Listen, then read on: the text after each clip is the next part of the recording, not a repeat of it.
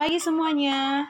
Baiklah, sekarang kita akan belajar dari bab 2, yaitu materinya tentang elastisitas, zat padat, dan hukum Hooke.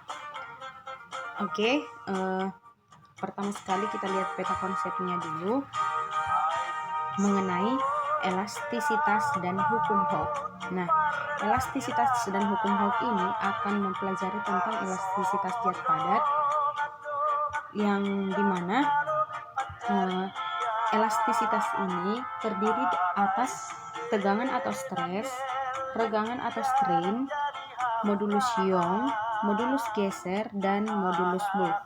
Kemudian elastisitas zat padat ini dijelaskan dengan hukum Hooke. Nah, hukum Hooke ini dipelajari untuk menganalisis susunan pegas, di mana susunan pegas itu terdiri dari susunan pegas seri dan susunan pegas paralel. Baiklah, kita masuk ke materi yang pertama, yaitu pengertian elastisitas. Apa yang dimaksud dengan elastisitas? Coba perhatikan pegas yang ada di layar kita. Nah, elastisitas adalah kemampuan suatu benda untuk kembali ke bentuk awalnya segera setelah gaya luar yang dikerjakan pada benda dihilangkan. Nah, contohnya karet atau pegas seperti yang ada di layar. Jika diberi gaya atau beban, benda tersebut akan lentur. Dan jika beban yang kita berikan kita lepaskan, maka karet ataupun pegas tersebut akan kembali ke bentuk semula. Nah, inilah yang dinamakan sifat elastis. Sedangkan benda yang tidak kembali ke bentuk semula setelah diberi gaya itu disebut plastis. Oke, kita lanjut tegangan dan regangan. Pertama, tegangan. Apa itu tegangan? Nah, tegangan adalah besar gaya yang bekerja pada suatu benda pada luas penampang tertentu atau sebagai hasil bagi besarnya gaya tarik yang dialami benda dengan luas penampang benda. Nah, hal ini kita tuliskan secara matematis dengan tau sama dengan F per A, di mana tau itu adalah tegangan dengan satuan Newton per meter kuadrat, kemudian F itu adalah gaya dengan satuan Newton, kemudian A itu adalah luas penampang dengan satuan meter kuadrat. Kemudian yang kedua, regangan. Regangan merupakan perbandingan antara pertambahan panjang benda dengan panjang awal atau panjang mula-mula. Nah, contohnya sebuah pegas. Jika kita beri gaya, maka pegas tersebut tadi kan akan lentur, akan bertambah panjang. Nah, sebelum dia bertambah panjang itu dinamakan panjang mula-mula. Kemudian setelah diberi gaya maka akan ada pertambahan panjang. Nah, itulah yang dikatakan dengan panjang akhirnya.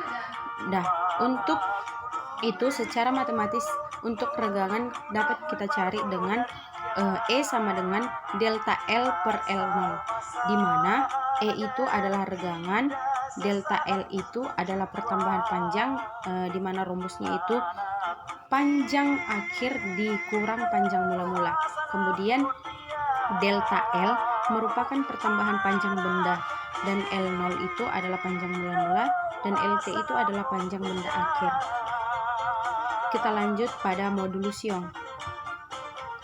Modulus Young adalah besar gaya yang bekerja pada luas penampang tertentu untuk meregangkan benda, di mana secara matematis ini dapat kita tuliskan dengan Y sama dengan tegangan atau tau per regangan atau E.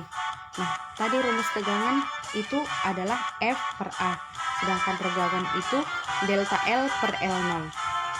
Jika kita sederhanakan lagi, maka kita dapat menghasilkan rumus modulus Young atau Y sama dengan gaya dikali panjang mula-mula per luas penampang dikali pertambahan panjang benda,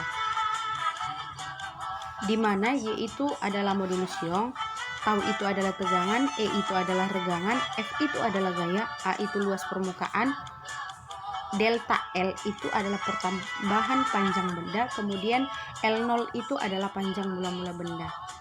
Baiklah, kita lanjut ke modulus geser. Nah, modulus geser ini adalah perbandingan tegangan geser dengan regangan geser. Tegangan geser adalah gaya yang bekerja persatuan luas, di mana gaya bekerja sejajar dengan luas penampangnya. Nah, regangan geser adalah perbandingan pergeseran sisi atau delta X dengan tinggi objek yang kita simbolkan dengan H. Nah, secara matematis untuk modulus geser itu rumusnya S sama dengan tegangan geser per regangan geser, di mana tegangan geser itu adalah F per A dan regangan geser itu adalah delta X per H. Jika kita sederhanakan lagi, kita akan menghasilkan bahwa modulus geser itu sama dengan F dikali H per A dikali delta X, di mana S itu adalah modulus geser, H itu adalah ketebalan bahan, kemudian A itu luas bidang tekan, dan delta X itu adalah pergeseran bidang yang dikenai gaya. Kemudian kita lanjut ke modulus bulk. Nah, apa itu modulus bulk? Nah, modulus bulk itu merupakan perpanjangan dari modulus Young pada 3 dimensi. Modulus bulk adalah ukuran yang menyatakan elastisitas suatu bahan padat, termasuklah itu bahan yang cair dan yang bersifat gas, terhadap perubahan volume. Nah, secara matematis ini dapat kita tuliskan dengan B sama dengan tegangan volume per regangan volume. Nah, tegangan volume itu tadi adalah F per A, sedangkan regangan volume itu adalah delta V per V0. Maka dapat kita tuliskan tegangan volume per regangan volume sama dengan F per A per delta V per V0. Jika kita sederhanakan akan menghasilkan modulus bulk atau B sama dengan delta P per delta V per V0, di mana B itu adalah modulus bulk, P itu adalah tekanan, V0 itu adalah volume awal, dan V itu adalah volume akhir. Oke, kita lanjut ke contoh soal. Untuk contoh soalnya, seutas kawat memiliki diameter 0,7 mm dan panjang 2 meter. Kawat ditarik dengan gaya 5 Newton sehingga bertambah panjang 0,6 mm. Pertanyaannya, hitunglah tegangan, regangan, dan modulus Young kawat. Nah, pertama kita perhatikan dulu soalnya apa aja yang diketahui. Oke, kita lihat yang pertama. Yang diketahui di situ adalah diameter dari kawat tersebut. Maka kita tuliskan diketahui diameter sama dengan 0,7 meter. Kemudian panjangnya 2 meter. Kemudian gaya yang diberikan adalah 5 Newton. Kemudian pertambahan panjang dari kawat tersebut adalah 0,6 mm. Jadi yang ditanya adalah yang pertama tegangan, yang kedua regangan, yang ketiga adalah modulus Young. Nah, pertama kita ubah dulu diameter itu ke meter, maka itu untuk mengubahnya kalikan 0,003, maka hasilnya menjadi 0,7 kali 10 pangkat min 3 meter. Kemudian untuk pertambahan panjangnya 0,6 kali 10 pangkat min 3 meter. Nah, pertama kita cari untuk tegangan. Rumus tegangan tadi apa? Tahu sama dengan F per A. Nah, untuk itu kita masukkan aja langsung. Tadi kan udah diketahui F-nya. Kemudian untuk A yaitu luas penampangnya. Untuk diameter kawat kan itu bulat. Untuk permukaan kawat itu kan bulat. Jadi luas permukaannya dapat kita cari dengan rumus PR kuadrat, yaitu menggunakan rumus lingkaran. Nah, F tadi sama dengan 5 Newton atau gaya yang diberikan itu 5 Newton. Nah, Pi itu sama dengan 22/7. Kemudian R-nya tadi kan 0,7 mm. Nah, itu kan diameter. Nah, kalau jari-jari itu setengah dari diameter. Nah, setengah dari diameter ini kan 0,35. Nah, berarti jari-jari dari kawat tersebut adalah 0,35 mm. Kita ubah ke meter menjadi 0,35 kali 10 pangkat min 3. Tadi kan itu R kuadrat, maka kita kuadratkan lagi dengan satuan meter kuadrat. Yang namanya luas itu kan kuadrat. Jadi hasilnya sama dengan 5 Newton per 0,385 kali 10 pangkat minus 6 meter kuadrat. Nah, hasilnya untuk tegangannya yaitu sama dengan 1,2987 dikali 10 pangkat 7 Newton meter kuadrat. Kemudian untuk regangan. Nah, rumus dari regangan tadi adalah E per delta L per L0. Nah, berapa tadi pertambahan panjangnya? 0,6 mm. Nah, kita ubah ke meter menjadi 0,6 kali 10 pangkat minus 3 meter. Nah, kemudian panjang mula-mulanya adalah 2 meter. Nah, kita bagikan hasilnya menjadi 0,3 kali 10 pangkat min 3. Nah, satuan untuk pertambahan panjang meter, kemudian panjang mula juga meter, jadi satuannya habis. Jadi tinggallah dia 3 kali 10 pangkat min 4. Nah, yang terakhir itu adalah modulus Young. Apa tadi rumus modulus Young? Modulus Young sama dengan tau per E, atau modulus Young itu sama dengan tegangan per regangan. Nah, untuk tegangan dan regangan kan udah kita dapat. Nah, tinggal masukkan saja. Untuk tau sama dengan 1,2987 dikali 10 pangkat 7 Newton meter kuadrat. Kemudian untuk regangannya itu sama dengan 3 kali 10 pangkat minus 4. Maka hasilnya sama dengan 4,329 dikali 10 pangkat 10 Newton per meter kuadrat. Oke, baiklah, sekarang kita lanjutkan pada hukum Hooke.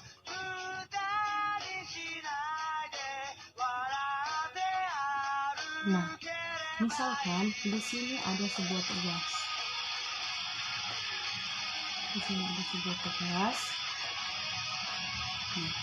Dengan panjang mula-mula L0.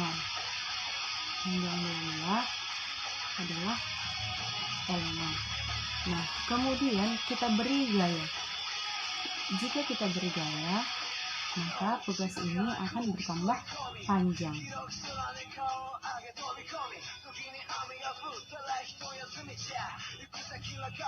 Kita beri gaya dengan massa M.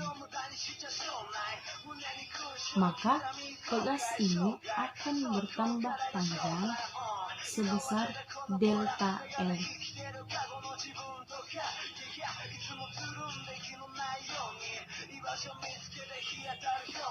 Nah, semakin besar gaya yang kita berikan, maka pertambahan panjang dari pegas ini akan semakin besar. Maka dari sini kita akan menghasilkan grafik untuk pertambahan panjangnya, yaitu seperti ini.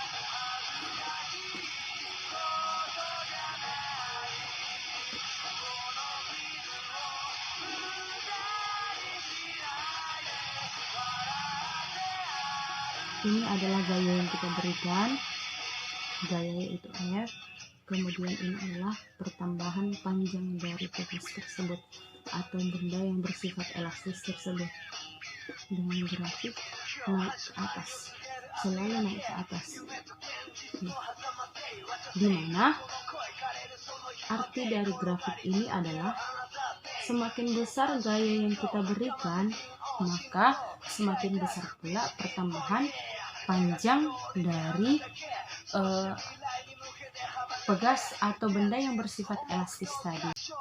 Dari gradien grafik ini maka kita peroleh K sama dengan F per delta L, atau konstanta pegas sama dengan gaya per pertambahan panjang pegas. Maka dari sini dapat kita simpulkan bahwa gaya sama dengan K dikali delta L.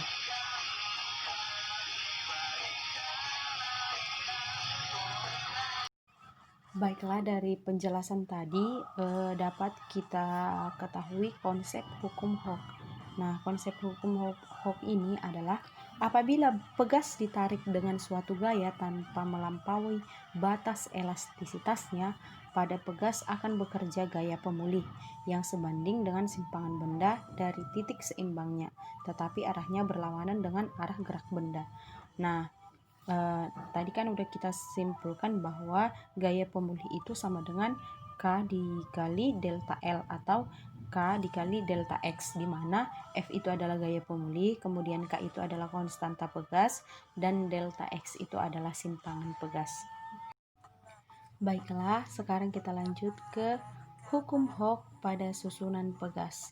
Nah, hukum Hooke pada susunan pegas itu ada dua, yaitu susunan pegas seri dan susunan pegas paralel. Pertama kita akan bahas susunan pegas seri. Perhatikan gambarnya. Nah, pada gambar, gaya tarik pada pegas pengganti seri adalah sama dengan gaya tarik yang dialami masing-masing pegas. Jika F1 dan F2 adalah besar gaya tarik yang dialami masing-masing pegas dan F adalah besar gaya tarik pada pegas pengganti seri, maka F1 sama dengan F2 dan F2 sama dengan F. Maka kita dapat F1 sama dengan F2 sama dengan F. Nah, untuk pertambahan panjang, pegas pengganti seri sama dengan jumlah pertambahan panjang masing-masing pegas. Jika delta X1 dan delta X2 adalah pertambahan panjang masing-masing pegas dan delta X adalah pertambahan panjang pegas pengganti seri, maka delta X sama dengan delta X1 ditambah delta X2.